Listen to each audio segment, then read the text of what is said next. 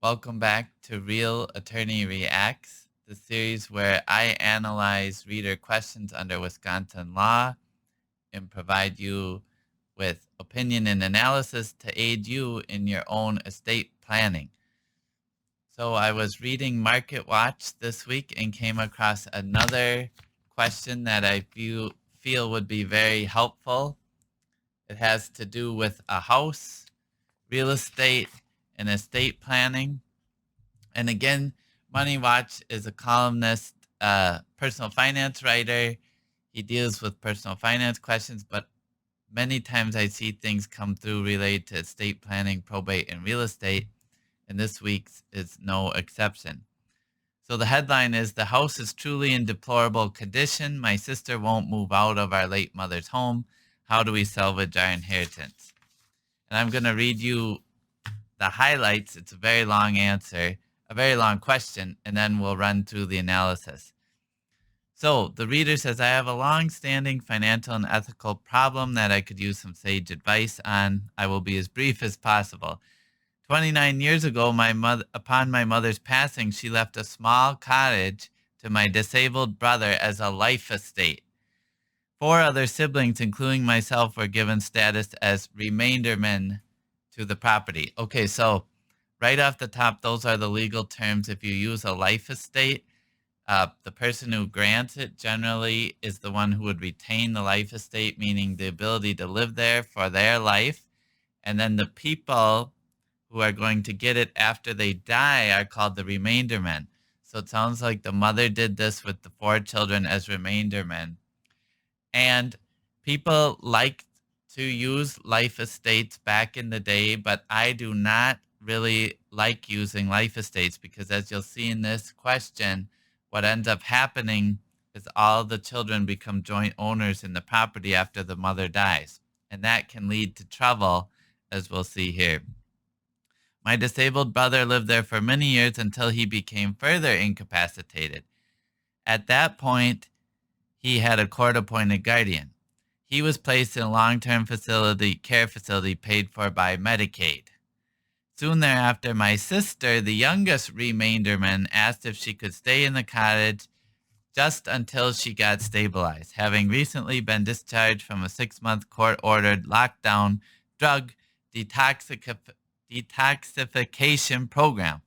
All siblings readily agreed. She assured us it would be no more than 6 months.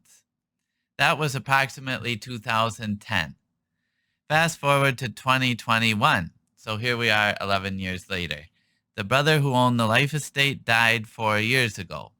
My sister again asked to stay just until she could qualify for senior housing." Okay, so back up. I should say in this case, the mother left the life estate to the disabled son, which was a nice thing so he could live there. But then she named the other siblings as remaindermen. So the mother didn't do a life estate during her life, but it triggered upon the son. So now the disabled son has passed. My sister again asked to stay, or the brother died 4 years ago. My sister again asked to stay just until she could qualify for senior housing. When she did get old enough for that, she had another reason for not moving. She also has had a series of drug and alcohol addicted men living with her and paying her rent. She has never paid any of us any money in compensation for the usage of the property. When repairs are needed, which is often, she gets a church she knows to do the work as a charitable activity. She has both a master's degree in social work and a law degree, but has never earned enough money to support herself. Okay, then the writer says, "The upshot is that my younger brother died this year, having never received any part of this inheritance." Now that's her language, not mine, upshot language. "My sister set up the original will for my mother and made the ownership joint and several, so my brother's daughter has entirely lost out on any inheritance from her grandmother." So the one other brother has since died during this whole thing. "I asked my sister to consider moving out last winter before my younger brother died, encouraging her to consider how she could use the money from it to find a better place. The house is truly in deplorable condition. She actually called a realtor and allowed it to be put on the market, resulting in an immediate offer. It's on a great lot. However, as soon as the offer came in, she refused to allow any further showings and let me know in no uncertain terms she would never move out. Okay, so pause here. The sister is a co-owner, so she can block any sale. When you own property jointly, it means you all have to agree on selling it. And that's the problem I see here, what's happened with this property. Okay, now the writer says, I live 500 miles away. I do not need the money from this property. In fact, I could buy it myself outright with cash on hand. However, I have an older brother who has never even owned his own car. He could really use his share of the estate. Having now lost a younger brother, I feel like it's wrong for none of the other siblings to receive any benefit of the inheritance before our deaths. Should I try to go to court in another state to force her out, or just forget about it? My older brother says he has no energy to fight for this. You would be shocked at the details I left out. Please advise, signed, Last Straw. Okay, so that's the facts here. And before we get into the moneyest answer, I just want to say this is maybe an extreme example, but one I've seen happen with the problems with joint ownership of property. And that is why I don't prefer this as a method of estate planning. What I mean is I don't like using a life estate or a deed to just leave property to 4 or 5 or 6 people who then all have to agree on what to do with the property. Because as you can see here, sometimes it puts pressure on other siblings. One sibling says, oh, I just want to live there for 6 months. And in this example, 6 months turned into 11 years. So that's my first thoughts on the way they went about this estate planning. Not my favorite plan. Now, here's the moneyest answer in brief. The upside, your sister had somewhere to live for the last 10 years. Your family did the right thing at the time. You were and are good people. I agree with him. They had good intentions here and were trying to help out the sister. The downside, she was never going to move out. This was a game of cat and mouse where the mouse finally picked up the cheese and walked away. Addiction is a terrible disease, and from what you say, it sounds like your sister is not living a sober life. She has strung her family along for more than a decade and even persuaded or manipulated, depending on your vantage point, the local church to pay for improvements. Perhaps you and your siblings can set up a trust for your brother's children to fund their education. That could go some way in addressing the balance of the lost inheritance from this home. There are ways to help your brother's family, but of course your hands are tied until your sister agrees to sell the home. So I think he's saying that predeceased younger brother take his share if you're ever able to sell the home and set up a trust for his kids. And that is a good idea, and I encourage them to explore that. But again, this sister can block the sale, the one in the house. Currently, she is. You now face a decision. Do you allow her to live there, as you have done, weighing the risk and reward of legal fees and emotional turmoil, or do you take action? That decision requires a family meeting and consultation with a lawyer so you can weigh the pros and cons of the expense and upheaval in your family. And then the moneyist says he asked this lawyer, Blake Harris, his thoughts on the situation.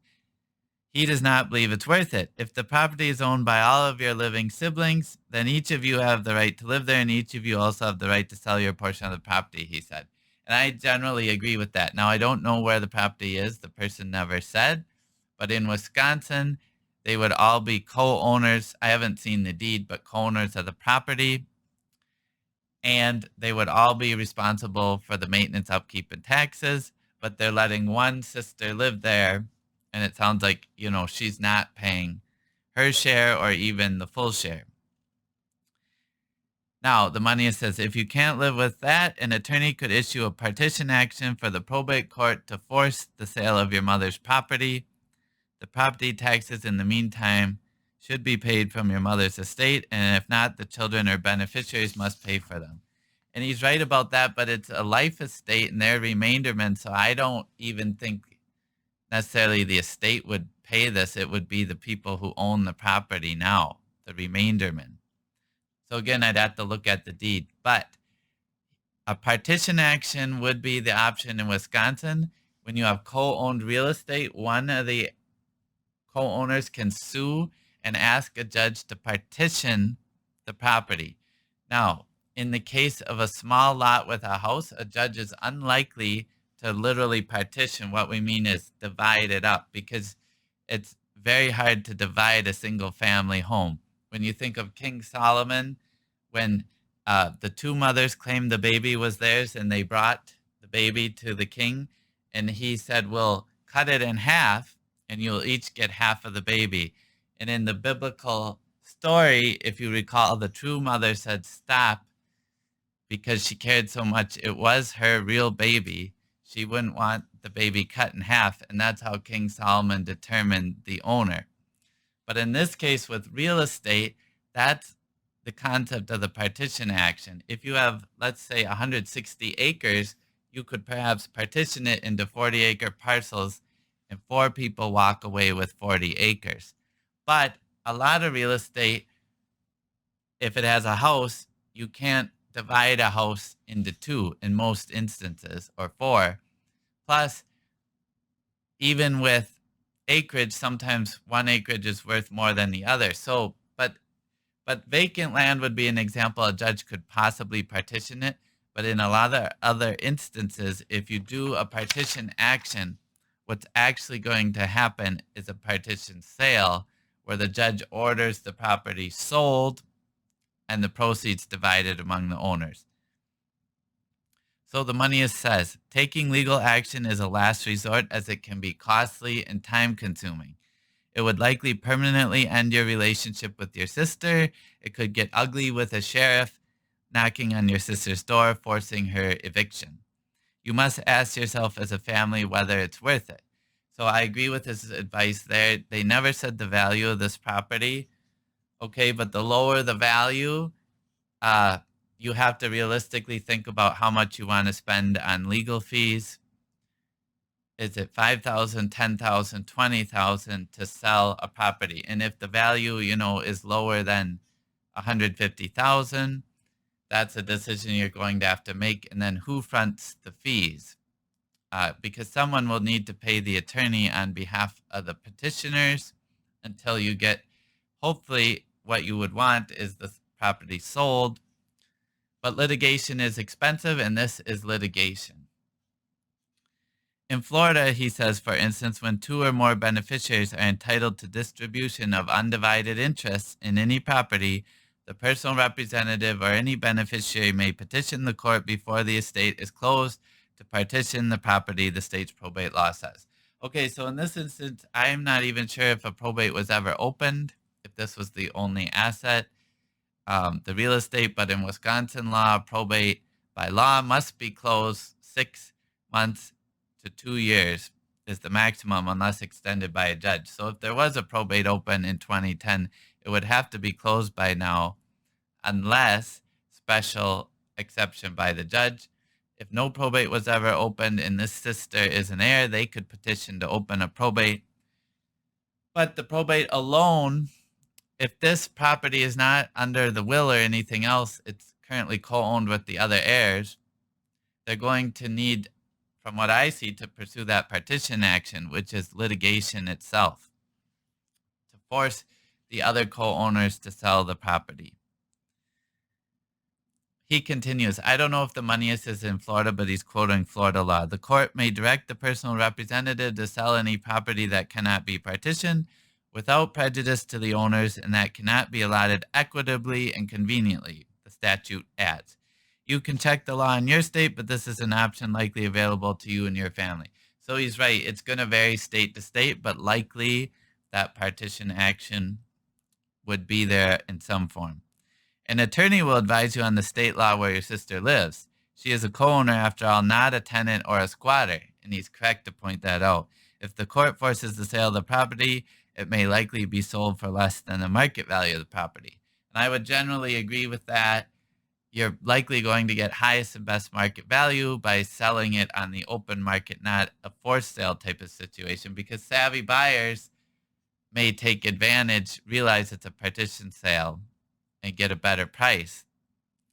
So if you could reach agreement, you might get a higher price and have more to split. One final warning: once a partition action is taken, it's almost impossible to go back. So I think that's very good advice about the partition action. That's what, if this was in Wisconsin, what they'd be looking at for options: a partition action, which is a form of litigation and will be expensive. So if I was the attorney advising them, I would want to know what's the value of this property and what do you realistically think it could get on the open market? And then what's your budget to spend on this, and do you want to go down the route of litigation? So the answer to those questions will determine, in my opinion, what door they should go through. But once again, to me, this is a cautionary tale to the dangers of owning real estate jointly with anyone other than a spouse you're married to after death. I don't often see situations where it works out well, and that's why I would prefer to pass the real estate through either the will through the probate court, or my preferred method through a trust outside of probate, where one person is in charge of the estate and carries out your wishes as expressed in your will or trust after your death. Then we have one document, we have one decision maker, and they're bound by the terms of the will or trust to follow your wishes. In addition, for the disabled son, the trust could have still allowed the disabled son to live there for life and then said what happens after he passes without making all the children co-owners. It could have said the property should be sold after his death and then distributed, etc. So I don't know all of the details here, but we got a lot of them in this article. I hope this series has been helpful to you as you consider your own estate planning and think about issues out there with the assets you own and possess, and what's the best way to lead them to your family, friends, and relatives in a way that leaves a blessing and not a burden. So thanks for watching, and we'll see you next time.